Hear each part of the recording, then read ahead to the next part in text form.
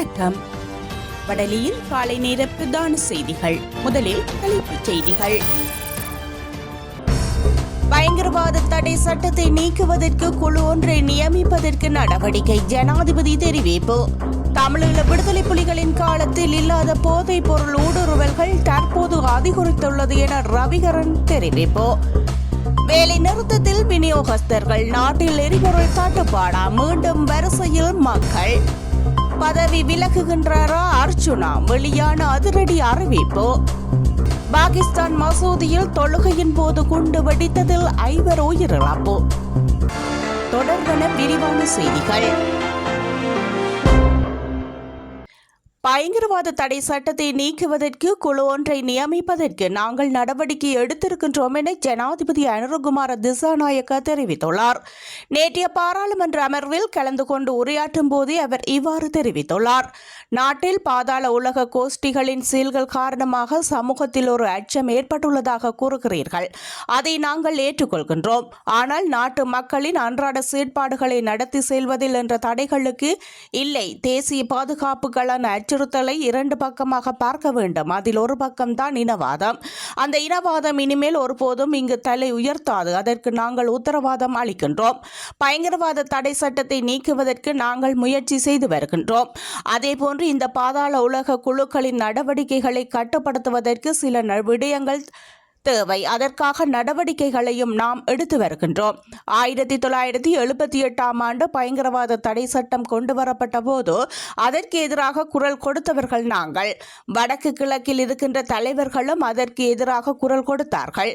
தற்போதைய தேசிய பாதுகாப்பு பிரச்சினைக்கு புதிய சட்டங்களை நாங்கள் கொண்டு வர வேண்டியிருக்கின்றது. பயங்கரவாத தடை சட்டத்தை நீக்குவதற்கு ஒரு குழு ஒன்றை நியமிப்பதற்கு நாங்கள் நடவடிக்கை எடுத்திருக்கின்றோம். இதற்காக எமது அரசாங்கம்தான் தீவிர முயற்சியுடன் செயல்பட்டு கொண்டிருக்கின்றது. நீங்கள் யாராவது ஒரு பாதாள உலக பெயரை கூறினால் அவருக்கு பின்னால் இருக்கின்ற அரசியல்வாதியை என்னால் கூற முடியும்.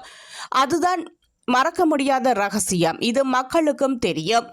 மித்தினை பிரதேசத்தின் தந்தை அவரது பிள்ளைகளும் கொலை செய்யப்பட்டார்கள். அவர்கள் தொடர்பாக கைது செய்யப்பட்டவர்களில் போலீசாரும் ஒருவர் இருக்கின்றார். கல்கிசையில் இடம்பெற்ற சம்பவத்தில் போலீஸ் உத்தியோகத்தர்கள் ஒருவரின் T56 ரக துப்பாக்கியை பறித்து கொண்டு சென்று பாதாள உலக குழுவிடம் கொடுத்திருக்கிறார்கள். அப்படி சம்பவங்களும் இருக்கின்றன. அத்துடன் போலீஸ் உத்தியோகத்தர்களும் இந்த பாதாள உலக குழுவினருடன் தொடர்பிலை வைத்திருக்கிறார்கள். ஒரு இராணுவ முகாமில் இருந்து 75 துப்பாக்கிகள் களவாடப்பட்டு இந்த பாதாள உலகம் குழுவிடம் ஒப்படைக்கப்பட்டிருக்கின்றது. தற்போது 35 துப்பாக்கிகளை கைப்பற்றியிருக்கின்றன. இன்னும் 35 துப்பாக்கிகள் கைப்பற்ற வேண்டியிருக்கின்றது. இன்றும் கட்டுக்கட்ட தோட்டத்தில் ஒரு பிஸ்கெட் கைப்பற்றப்பட்டிருக்கின்றது. இவ்வாறு குற்றவாளிகள் நிறைந்த ஒரு நாடாக இந்த நாடு தள்ளப்பட்ட வரலாறு தான் இடம்பெற்றிருக்கிறது. நீதிபதிகள் இருக்கின்றார்கள், சட்டத்தரணிகள் இருக்கின்றார்கள். ஆனால் வெளி உலகத்திற்கு ஆயுதம் தாங்கிய குழுக்கள் இருக்கின்றார்கள். அதற்கு உதவும் நீதிமன்ற உத்தியோகத்தர்கள் இருக்கிறார்கள். அதற்கு உதவும் சட்டத்தரணிகளும் இருக்கிறார்கள் என்றுதான் தெரியும். ஒரு சட்டத்தரணி குற்றவாளி ஒருவரின் வழக்கு முடிந்தால் அடுத்த வழக்குக்கு செல்வார். ஆனால் தற்பொழுது குற்றவாளிகளின் வழக்கு முடிந்தால் அவர்களுடைய வீட்டிற்கு சட்டத்தரணி செல்லும் நிலைமை ஒன்றும் காணப்படுகிறது. புகைக்குள் இருப்பது போன்று பாதாள உலக கும்பலோடு அவர்கள் இருந்து இருக்கிறார்கள். ஆனால் தேசிய மக்கள் சக்தி அரசாங்கம் இந்த நாட்டில் பாதாள உலக கோஷ்டிகளை முற்றாக துடைத்தெறியும் என்பதை நான் இங்கே சொல்லிக்கொள்ள விரும்புகின்றேன் என தெரிவித்திருந்தார். தமிழீழ விடுதலை புலிகளின் காலத்தில் இல்லாத போதைப் பொருள் ஊடுருவல்கள் தற்போது அதிகரித்துள்ளதாக வன்னி மாவட்ட நாடாளுமன்ற உறுப்பினர் துரைராச ரவிகரன் தெரிவித்துள்ளார். பாராளுமன்றத்தில் நேற்று இடம்பெற்ற வரவு செலவு திட்ட பொதுமக்கள் பாதுகாப்பு மற்றும் பாராளுமன்ற அமைச்சு தொடர்பான குளநிலை விவாதத்தில் கலந்து கொண்டு உரையாற்றும் போதே அவர் இவ்வாறு தெரிவித்தார். கிளீன் ஸ்ரீலங்கா என்ற செயல்பாட்டுக்கு எதிரான வகையில் இன்று உள்ளது. வன்னியில் மிக மோசமாக கசிப்பு, கஞ்சா, ஐஸ், ஹெரோயின் இன்னும் பல பெயர்களில் சட்டவிரோத மதுபான உற்பத்திகள் தாராளமாக கிடைக்கின்றன. முல்லைத்தீவில் படையினர் மிக அதிகமுள்ளதாக பல புள்ளிவிவரங்கள் சுட்டிக்காட்டுகின்றன. இவற்றுக்கு மத்தியில் போதைப்பொருள் பாவனையும் அளவுக்கு அதிகமாக அந்த பகுதிகளில் உலா வருகின்றது.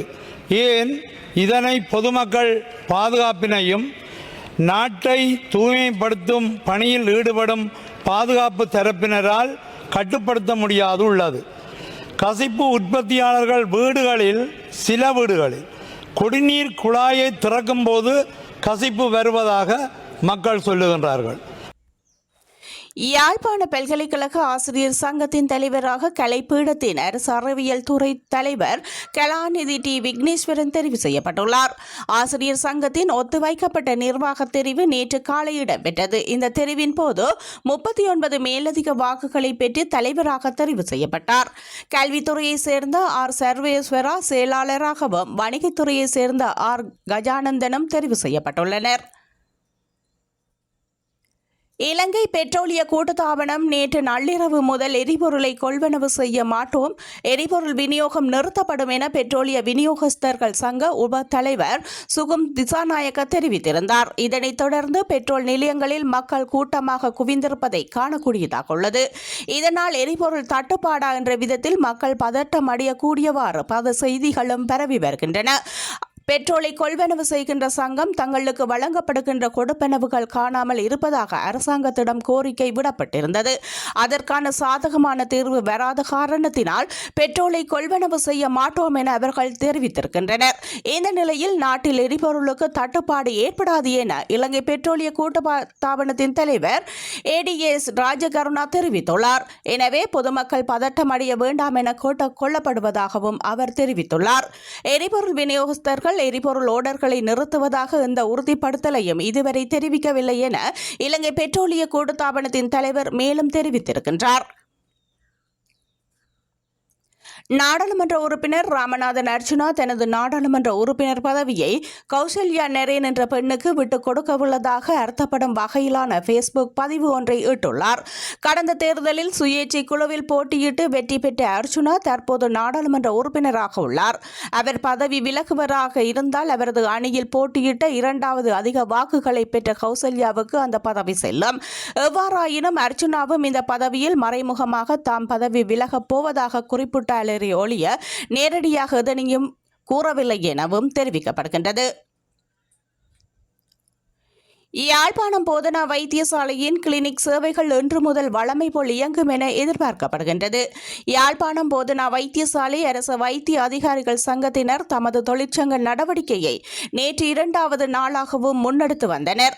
இதனால் நோயாளர்கள் பல்வேறு பாதிப்புகளை எதிர்நோக்கி வருகின்ற நிலையில் நோயாளர்களை பாதுகாப்பதற்கான நடவடிக்கையை எடுக்க வேண்டும் எனவும் பலரும் கோரிக்கை விடுத்த நிலையில் வைத்தியசாலை நிர்வாகத்திற்கு அரசு வைத்திய அதிகாரிகள் சங்கத்திற்கும் இடையில் நடைபெற்ற கலந்துரையாடலில் மக்கள் நலன் கருதி கிளினிக் சேவைகளை முன்னெடுக்க தீர்மானிக்கப்பட்டுள்ளதாக தகவல்கள் தெரிவிக்கின்றன.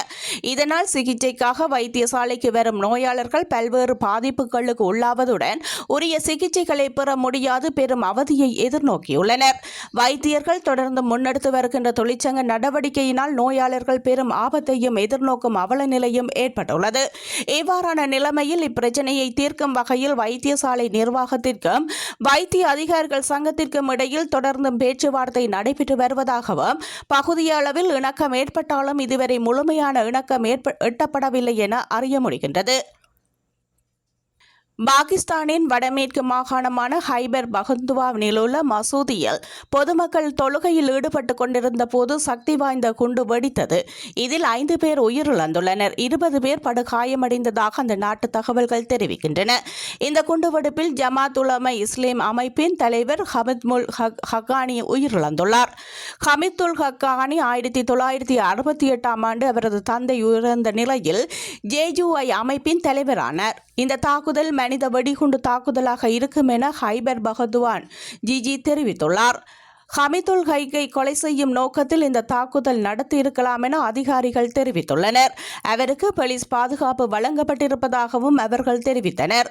ஹைபர் பகந்துவா முதல்வர் மற்றும் கவர்னர் இந்த தாக்குதலுக்கு கண்டனம் தெரிவித்துள்ளமையும் குறிப்பிடத்தக்கது.